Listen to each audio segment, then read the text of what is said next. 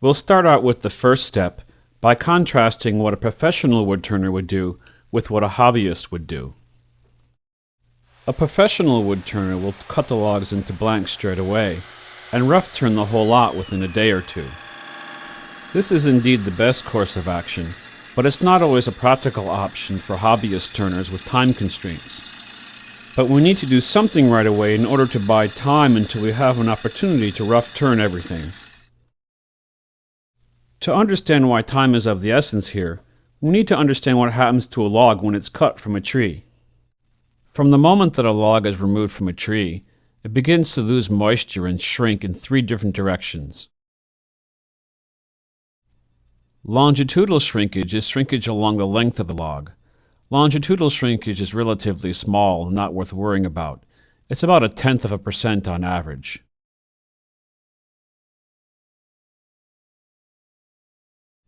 Radial shrinkage is shrinkage from the outside of the log towards the center of the log. At about 4% on average, this is a moderate amount of shrinkage. Still, this is far from our biggest problem.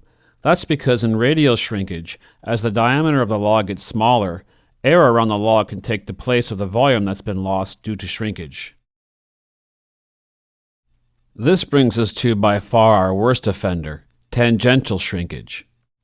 Also known as circumferential shrinkage, this is shrinkage along the growth rings. Tangential shrinkage causes us most of our headaches for 2 reasons. First, it's a whopping 8% on average. That's a lot of shrinkage. Second, unlike radial shrinkage in which we had air behind the shrinkage to take the place of the volume, tangential shrinkage is all wood pulling on wood, and something's got to give.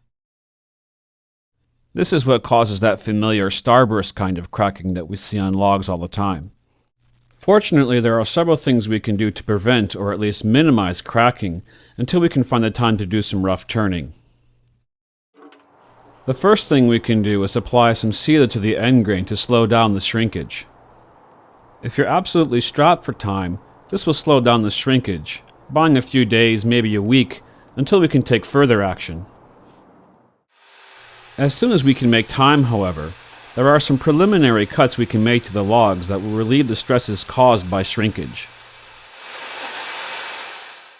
The first method is to simply split the log in half down the middle. And for more stable species of wood, this may be adequate.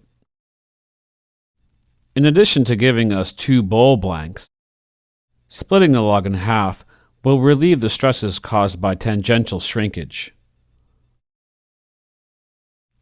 Here you can see this piece of white oak has shrunk quite a bit, but because we've relieved the stresses caused by tangential shrinkage, we don't have any cracking.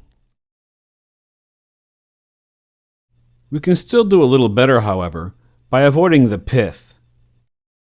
The pith is the very center of the log and is highly unstable and prone to cracking on most species of wood. We can eliminate the pith from our bowl blanks by making 2 slices, one down either side of the pith. I call this the double split. This is my standard practice for preparing bowl blanks from logs.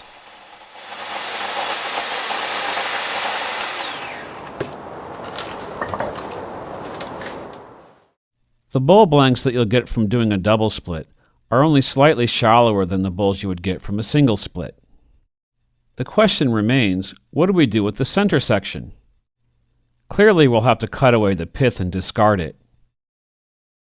But if you look closely at the sections on either side of the pith, what we have are 2 quarter-sawn boards. These quarter-sawn boards are quite stable and useful pieces of wood. Here you can see such a center section that's completed drying. At first glance, it looks like the board has warped quite a bit. However, if we focus on the 2 quarter-sawn pieces on either side of the pith, we can see that the wood has remained quite stable and straight. If, like me, you also use flat wood, you can integrate these pieces into some of your other woodworking projects.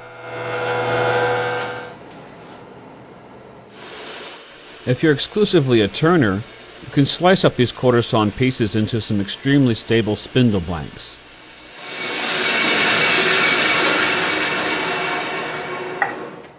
All my ends with And finally, if you haven't done so already, apply a coat of sealer to the end grain on all of the blanks. It dries